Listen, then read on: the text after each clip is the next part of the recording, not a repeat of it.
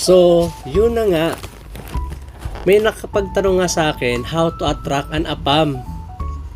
Sabi ko, girl, huwag ka mag-alala. I got you. So, una sa lahat, huwag piliin. So, be yourself. Hindi mo kailangan magpaka-social o magpaka-English nosebleed para lang mapansin ka, girl. APAMs love authenticity. Gusto nila yung totoo. Hindi yung scripted.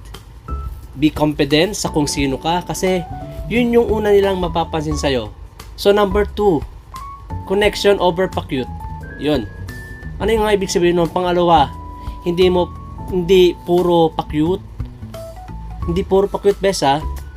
APAMs love good conversation. They like women na may sense kausap, magkwento ka.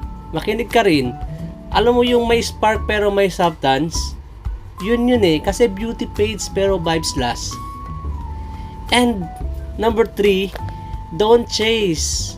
So yung panghuli, be attractive, huwag kang habol-habol. Focus ka muna sa sarili mo.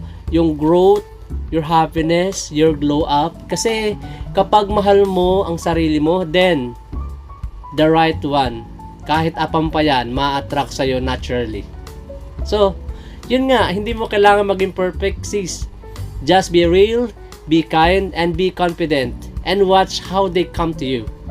So, comment mo nga dyan, guys, yung mga nanonood to ngayon. Ikaw ba? Team local o team APAM? Comment down below.